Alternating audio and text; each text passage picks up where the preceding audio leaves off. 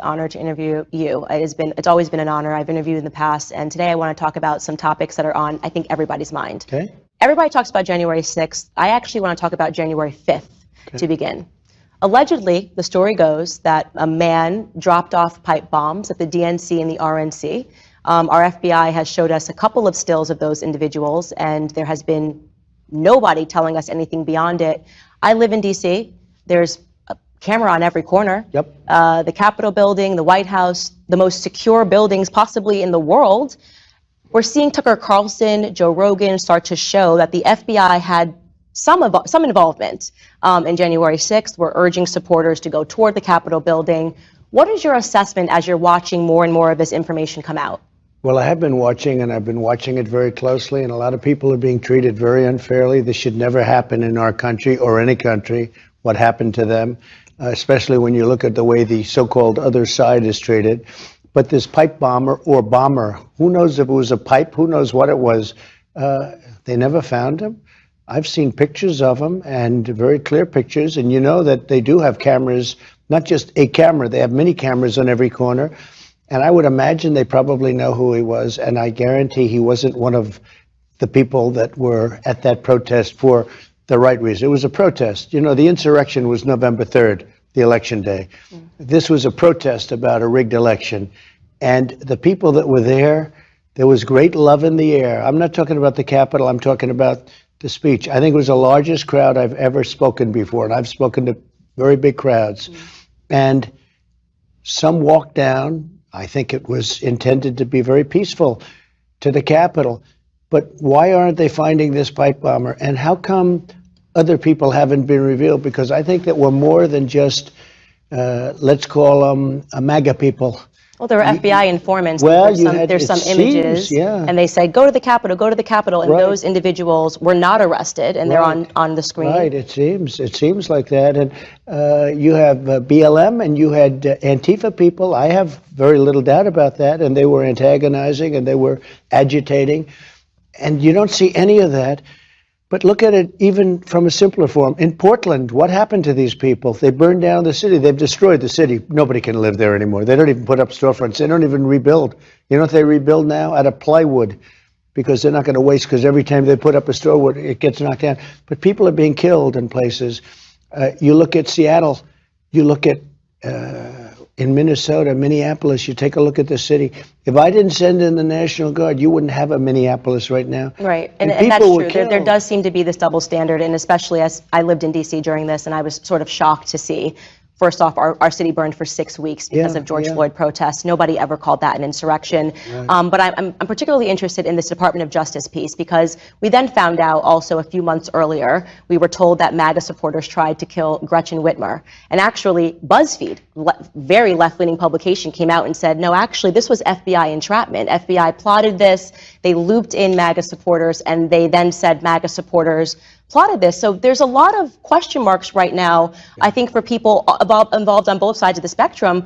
You know, how involved is our Department of Justice in these events that they tell us are acts of domestic terrorism? And in a Trump 2024 scenario, how do you address that as the President of the United States? So I watched that a little bit, and I said, that's a strange deal going on with the kidnapping of the governor.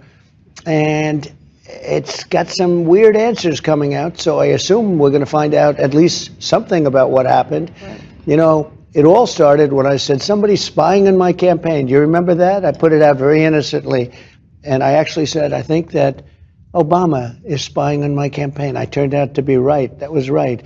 And then we've caught him, and now let's see what happens with all of these people that got caught, whether it's Durham, and what happened and what came out of there so far. Hopefully that's just very preliminary. But even if you take a look preliminarily, that's a terrible thing that happened. They made up Russia. It was all a hoax.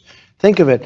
They're after people to put them in jail, and yet they know they made up a hoax. So they want to put people in jail for a hoax that they made up. But here's the thing, our Department of Justice is implicit in all this, right? The FISA warrant, like that is not a warrant that should have ever been granted. So this is why I'm hitting at this, because we're recognizing now that the corruption that we're talking about, maybe we thought it was surface when you got elected. Now we're realizing that it runs much deeper. Deep-seated. And much worse than we ever thought it was. And how do we get the Americans to feel that faith has been restored in these institutions under your leadership? Well, when you look at things, how about the fourth man in the Department of Justice? His wife is working for Fusion GPS, writing bad stuff. And you say, what's going on there? There's so many different things, and it's very deep. You know, they say deep state. I don't want to call it any specific name, because when you say deep state, they say you're a conspiracy theorist. Conspiracy theorist. And I say, well, that's a little bit too bad. No, you have many, many things, and this is years and years of people being embedded through different presidents. Clinton, Bush. Look, you say some of these people from the Bush administration are almost worse than Democrats. I don't know if you know that, but I think you do. I do. Some of them, and you least suspect it. So in a way, you don't have your guard up quite as much. But we have some real bad people. We also have some very good people, in all fairness. We have some great people that hate what's going on, and they do things about what's going on. But I will say this, we were cleaning things up, and we were cleaning them up at a rapid pace, and then an election took place where we were leading at 10 o'clock in the evening. I thought it was over. Everyone thought it was over. I got a call from Karl Rove. I'm not a big fan of his. He said, congratulations, sir, about 9:30 in the evening. Congratulations, sir, you've just won. I said, thank you very much, Karl. That's very nice. And then they closed various counting facilities, to put it nicely, right? Where they say, you know, you ever hear the expression, sometimes the counter is more important than the candidate, right? And sometimes a lot more important than the candidate. But they closed, and then all of a sudden, you see numbers coming in. They said, that's a strange thing. Oh, so listen, I was there that night, and I remember feeling exactly that way. I went to sleep, said, this election's over, woke up, and some magic happened, I guess, some wizardry happened in the middle of the night, and I agree with you on that, and which is why I want to talk about this entire ecosystem of corruption. By the way, excuse me, you look at Pennsylvania that night, it was like the lead was impossible. You wouldn't call Florida. And all of a sudden, they wouldn't call Florida, and I had a big lead. They wouldn't call Florida, they wouldn't call a lot of different states. And then they called Arizona early, and now you see what's been found in Arizona. The corruption was unbelievable. You look at the findings in the report, and other things will come out. It was a really, you know, all of my life I said, oh, this is the home of the free. This is great elections, free and fair elections. So we learned a couple of things over the last number of years. Number one, the press is among the most dishonest group of people ever, anywhere, no matter what. They're corrupt. And number two, we have corrupt elections. And we've got to straighten out the elections. And you're only going to straighten out the press if you allow people to sue with a meaningful law. So if they write libelous and terrible things, they don't want that to happen. They don't want that because they want to do it the way they're doing it. New York Times versus Sullivan should be reversed. It should be reversed. Absolutely. And I think Justice Thomas is saying, like, I think it should be reversed, or he made a statement to that effect. But if they write something totally malicious, libelous, whatever you want to call it, your lawyers will tell you don't bother suing because you can't sue. Because you're a if you want to straighten out the press, give us the right to sue. Give people the right to sue the press where it's meaningful, where they have to pay a big penalty when they get caught, because they're caught all the time. You have to be able to do something about it. I agree. And I want to ask you, in terms of talking about this corruption, by the way, a name that comes to mind in the news recently is Julian Assange. You know, he was exposing this corruption early on. He's had his life ruined because of it. It's a really sad story. Edward Snowden, I mean, think about that bravery. For me, I was quite young when that was going on. But I mean, the idea of saying, hey, whistleblowing, actually, we've got some corruption going on. They're not being honest with the American people. You could have had a chance to pardon these individuals. Why decide not to in that moment? You have two sides of it. In one case, you have like sort of a spy deal going on, and in another case, you have somebody that's exposing real corruption. Right. I feel a little bit, I won't say which one, but I feel a little bit more strongly about one than the other. Right. And you probably understand that. Mm-hmm. But I could have done it, but I will say you have people on both sides of that issue, good people on both sides, and you have some bad people on one side. But I decided to let that one ride, let the courts work it out. Mm-hmm.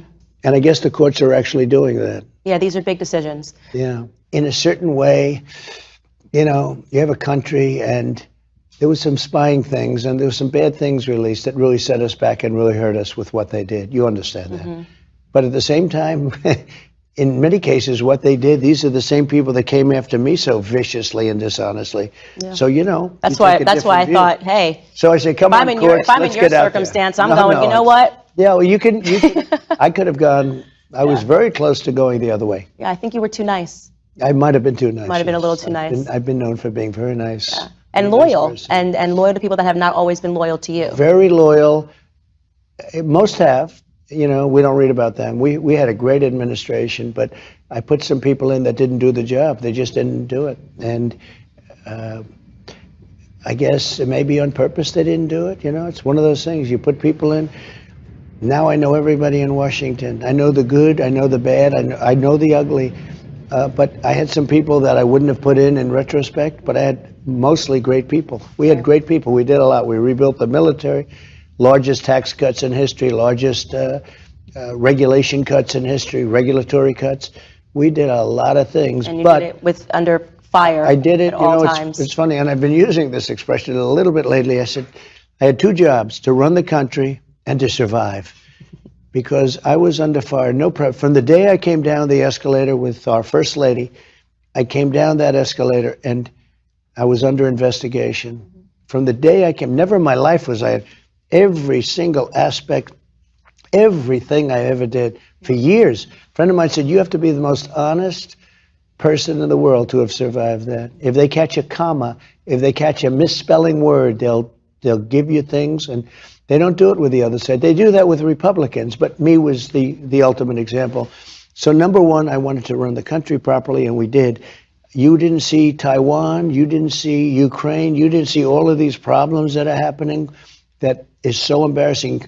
The pullout of Afghanistan was the worst event. By the way, I was all for getting out. I'm the one that brought it down to 2,500 soldiers, actually 2,000 soldiers, and they would never have even touched us. But I think the frustration on the Republican side, and this is why I said I want to talk a lot about Republican frustrations, is that we see the corruption, right? Yeah. It doesn't seem like anybody ever pays for the corruption. Yeah. And right now we're seeing corruption live, even in terms of Big Pharma, which is a huge topic on the minds of mothers especially. You're seeing what's happening at these school board meetings. Where do you stand on these vaccine mandates? And obviously I know that you are pro-vaccine, obviously you did everything you could to get this vaccine out. I know where you stand on the vaccine. It was one of the greatest achievements. We did it in less than 9 months. And to be able to do that. Yeah, but now it's taken a twist, right? It's gotten, now we went from this is a good thing and people should have this option to military men, you're going to have to resign because you're not getting this vaccine. Where do you stand on that? Well, I stand on, forget about the mandates, that people have to have their freedom, but at the same time, the vaccine is one of the greatest achievements of mankind. We would have had in 1917, remember the Spanish flu, killed perhaps 100 million people. Actually, it ended the First World War because the soldiers were so, a lot of people don't know that. The soldiers got so sick. It was a terrible thing. There were no vaccines. There was no anything. I came up with a vaccine, with 3 vaccines. All are very, very good. Came up with 3 of them in less than 9 months. It was supposed to take 5 to 12 years.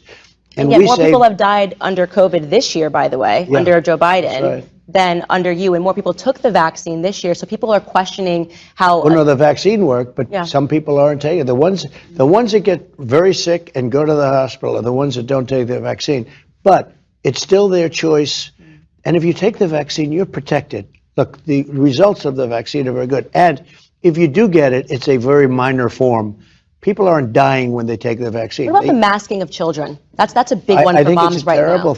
I think it's a terrible thing. That flies in the face of science. The kids have a virtual 0% chance of dying of COVID, and yet they're insisting on these vaccine mandates. On these masking mandates, and now even the vaccine mandates for small children. And what's going on there? I think what's happening is you look at the masks where Fauci and a lot of other people said masks don't mean anything. All of a sudden he becomes a radical masker. Crazy. I don't like to see the kids with the masks on. They're sitting in school. They have a hard enough time sitting in school. Looks like China. I've been to China.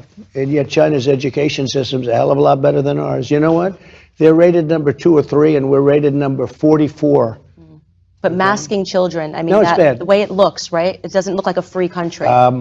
I'm against it. Yeah, I'm glad to hear that. Yeah, I'm really glad to hear that. And I think that your supporters will be really glad to hear that, because no one really kind of got a clear understanding of, hey, vaccine's great, but people should have a right to choose. I'm so proud of what we did with the vaccine, but it shouldn't be mandated, and it just shouldn't be. And the other thing is, a lot of people that get it, you had it. Did you get COVID? No. You didn't get it? Doesn't like me. Did you have the vaccine? No. Doesn't No like me. And I've been all around the world. I don't know. I think they should study me. They should study me. They're afraid doesn't of like you. me. It's a scary thing, but it's afraid of you. My husband had it, though. Yeah, but now your husband is now essentially immune. He's got a protection. They won't even talk about it. No, they won't give credit to people that had it that aren't going to catch it a second time. It's a very strong form of immunity. So they're crazy. Well, here's to go. Here, talk about corruption. I mean, you're a businessman. Imagine I make a product, and then you mandate that every single person has to buy my product. And this is why people are wondering, is there a little bit of corruption going on here at the top? Well, this is worse because it's going into your system. Right. So this isn't just a product. This is a product that's going into your system. And some people don't agree with it, and some people have religious problems, and they have a lot of other things. You've always respected the religious. I totally do, and I totally respect somebody saying we don't want to take it. And we have a massive, we will soon have a massive amount of immunity, including the people that got it. But the mandates are killing our economy. If you look about what's going on with our economy and jobs, where the jobs are so few right now, I mean, the numbers are terrible because a lot of people can't go to work. They don't want to go to work. They can't. They can't because people won't take them because of the mandate. No, the mandate's bad for a lot of different military reasons. I mean, can you imagine where these are great individuals that we want defending us, and they're leaving. We should never. Leaving. I feel like our country is being left defenseless. Yeah, it's a scary very bad thing. Now it's changing. I'll tell you, I've never seen anything like it. The last week or so, they're saying, "All right, we're going to take the mandates off." It's very interesting because they're losing all of these incredible people. They're just not willing to do the work. Now, you have to understand, I'm a big fan of the vaccine. I'm not going to give that up. That's a great achievement. That's millions and millions of lives I saved, okay? It's very interesting where Biden said anybody that lost that many lives should resign. Well, now he's lost more lives, so his statement was sort of an incredible statement. Speaking of Joe Biden, who I think has been a gift to you in many ways, I thought, it was hard for me, and I'm injecting myself here, but to see a good side. And now I actually think that a lot of people are now awake to a lot of the things that you ran on. That seemed crazy to them in the beginning. Well, they're seeing that our policies were very good, that's for sure. And this is the toughest question I could possibly ask you. Tell me one good thing Joe Biden has done in office. Well, the one good thing is that he showed how bad it is with this kind of a philosophy, because we won the election, but if it was more standard where we actually took office, people would have been criticizing, why didn't you do this? Now when they look at the border, when they look at Afghanistan, when they look at all the horror shows of what's taken place, when they look at inflation's eating us alive, and they refuse to admit it. The only thing they have going is they have an unbelievable press. The press, no matter what they do, the press, you notice, doesn't talk about Afghanistan. I haven't heard we gave $85 billion, lost soldiers, tremendously, a large number of very badly wounded soldiers, and all of the other things, Afghanistan. The most embarrassing single day, in my opinion, or week in our country's history. I don't think we've ever had an embarrassment. The press won't talk about it. They won't talk about it. They won't talk about the election either. The reason they won't talk about it is because they know they lost, and they don't want to bring it forward. A lot of cancel culture is because of the election. They don't want people talking about the election of 2020 because they lost the election. They know they lost the election. This unselect committee on January 6th, you have an unselect committee of partisan hacks like Adam Schiff, Russia, then it's a scam, and he just goes on to the next one. Found out to be one thing I'll say, John Durham did a good job in that, but I hope he goes a lot further. But he has the unselect committee. Think of it. All of this work, it turns out to be a scam. Our country doesn't talk about greatness anymore. All they want to do is catch people doing this, catch people doing that. It's a disgrace what's going on in the United States. They talk about the environment. They talk about nothing else. China is opening up a coal plant. I'm not saying good or bad. A coal plant every week. and we're not allowed to do anything. We have to go by the wind, and the wind isn't powerful enough, and it's intermittent and many other problems. I think most people understand that they're trying to destroy the country. It's almost like they're trying to destroy. Yeah, clearly. We're fighting people that actually want to see the destruction of America. Well, it's hard to believe, but who would think that, right? I think it's very clear. It's in our faces. They're not hiding it anymore. What they're putting in the school systems, getting rid of these great men in the military, men and women in the military. Hindsight is 2020. Excuse me. You say that, and I used to hear it. I said, "No Who way. would do that? Who would do that?" It's so obvious. Who wants to have open borders where jails and prisons of other countries are being busloaded into buses and trains and being sent into our country? Releasing criminals into the streets. They're releasing prisoners. They're releasing murderers, rapists, drug dealers into our country. And you say, who would do that? And they know it's happening, and they just let it happen. We built almost 500 miles of wall. Would have taken 3-4 weeks to finish, complete. And look, it's doing the job anyway because it's tiny sections. But you know what? Who would believe they don't want to finish the wall? Who would believe that? But prisoners being released into our country, and you talk about masks, you talk about mandates, you talk about all this stuff. You come through the southern border, you have no problem. And tremendous diseases coming through, long beyond COVID, coming through our southern border, and they don't want to do anything about it. And how often do you see the mainstream or the lamestream media talk about it? You never see it. Well, they don't talk about the border. They don't talk anymore, so I wouldn't even call it. Well, a lot of them aren't watching. Yeah, nobody's watching it. I wouldn't even call it mainstream. That's I mean, the true. views are really low right now. How now. about lamestream? Yeah, we could send a tweet or a parlor right now, and we could get more views in 5 seconds. So I don't even call it mainstream. But I do want to ask you, hindsight is 2020. Anything that looking back, you think, you know what, I got that one wrong, or I wish I had this knowledge and I could have done something different. You know, I mean, it's easy, obviously. It's hard. Always. By the way, always in any business, Hindsight. no matter what you do, no matter what your success, you always would do certain things a little bit differently or differently. The biggest, look, we had tremendous success. The border was the strongest it's ever been. The economy was the best in history, and I did it twice. I had to do it after. I had to rebuild it after our friends from China either sent us or it came in from China. And they should pay reparations, by the way. They should pay. Even they can't afford to pay the world because there's probably $60 trillion of damage they've caused. But they should pay reparations. They should not be allowed to get away with this. And people don't talk about that anymore either. But I would say the big thing would be certain people I would have used differently. I would have put different people in certain positions. If I had a choice, I don't have to go specifically, but I could give you names at a later date. But there'd be people, I had great people too, you know, rebuilding the military, all the things I did. We have great generals, but not the television generals. There were certain people that I would not have put in, I would have put somebody else in.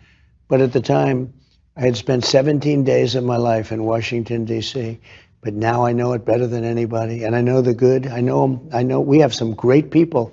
And I would say probably more than anything else, I would have made put certain people into positions that I didn't give them. I took somebody, put them in a position, and I didn't like the job they did. I think definitely, and perhaps some snakes around you as well. We had some snakes, yeah. And look, you always do, no matter what business, whether it's politics or anything else, you always do. I had some very loyal people. I had some very disloyal people, very bad people. But, and I think this is true with companies. If you're running a big company, sometimes you make a decision to put somebody there, and it always happens. It's rare that you go through, you know, a long period of time and everybody's just perfect. But I know people that would have done great jobs in certain positions, and I didn't like the jobs that certain people did. And usually I fired them. And every time when you fire somebody, it's a big deal. But usually I fired them. Overall, we had great people. Yeah. Well, I know that we don't have much time left, so I'm going to toss you a fun one. Alec Baldwin, is he going to get arrested? I don't know. Look, he's been trouble from day one. He did the imitation of me for years. I thought he was terrible. Imitate him. Well, no, I thought it was just, that wouldn't be hard. I thought he did terrible. I thought he was terrible at it. They have other people that do much better, but he's always trouble. I mean, he takes a gun, he said he didn't pull the trigger, and then the experts get on and say it's not possible that that particular gun it doesn't work that way. In other words, it can't happen that works where you don't pull the trigger and it just happens to go off, okay? I don't think that was a very good interview for him. I just say this, he's always trouble. He goes out to talk to the press. Nobody gets treated worse than me by the press, and I'm very hostile to them likewise. But I don't end up in fistfights with him on the street. I mean, there's something wrong. I think he's crazy. There's something crazy. And he pointed the gun, he still pointed the gun at this woman, and it happened to go off. And she wasn't even an actor, so it's not like at a scene where it went on during a scene. He just pointed a gun at her, and it went off. Did he do it on purpose? I don't know. I mean, you tell me. He's not stable. He definitely is not stable. He's definitely not a stable person. He's a nut job, actually. I actually totally agree with that assessment. I can't thank you enough for sitting down with me, and I want to say to people back home, each time that I have interviewed President Trump, they have never told me that I am not allowed to ask him anything. He is completely unscripted. It's one of the things that fascinates me about him. They never say, don't go here, don't go there. What you see is exactly what you get. Not exactly like Joe Biden checking, oh, call on this guy. It's just to interrupt your ending. From the Washington Post. That's right. Let's say, Lisa. And then, no, here's the worst part, though. They ask him the question, then he reads the answer from a teleprompter. I said, where did this stuff come from? Thank you, Lisa. I think that it's Passam. I mean, it's crazy. It's a strange deal. It's a strange deal, and people needed to see it. And so I honestly say, in a weird way, I thank God for President Joe Biden, because the rest of America was asleep, and I think they're awake. And I'm inspired to see the mothers getting involved, showing up, and I think this is going to be a very different country. We have tremendous support now. I have more support now than I did before the election, and we had a lot of support. But it's so bad. Our country has never been so embarrassed or disgraced. We've never had a country like this. And when he does, in particular, Afghanistan, to a large extent the borders, but when he does that horrible withdrawal, again, we want to withdraw, but with dignity and strength. When Putin and Xi, President Xi of China, and Kim Jong-un of North Korea, when they're watching, and Iran, when they're watching what happened during that short period of time, they lost respect for our country. They're all at the top of their game, and we have a leader that doesn't have a clue. It's a very bad time for our country. And we've lost the moral high ground with these people. We certainly have. You're right. Putin sat down, and they were trying to say, you're a bad guy, and he said, you've locked up people that are rotting in prison because of January 6th. And I said, this is bad. That's right. We've lost the moral high ground because of what this Department of Justice is doing. And you haven't heard the beginning. They are now, every time we say anything, and they go big league. They go big league on what they do. And they just look at us, and what about this, and that? I've never seen it before. And all you can do is sit there and say, well, I guess that's right. Let's get on to the next subject. You're right. What can we say? Pretty tough stuff. Thank you very much. All right, guys, that was amazing. It really was such a wonderful opportunity for me to sit down and have this dialogue with President Trump. We are grateful to him and his entire team. It is so important that we continue to have these sorts of dialogues that are unfiltered, and dialogues that are not prompted by a desire to make somebody look bad or to look good. Just the honest answers, which is something that I believe Americans deserve in this time of fake news and propaganda. I hope it's something that you feel that I always bring you guys on this show. And as usual, I'm going to wrap this by saying that we hope that we have given you something to think about. I'll see you guys next week.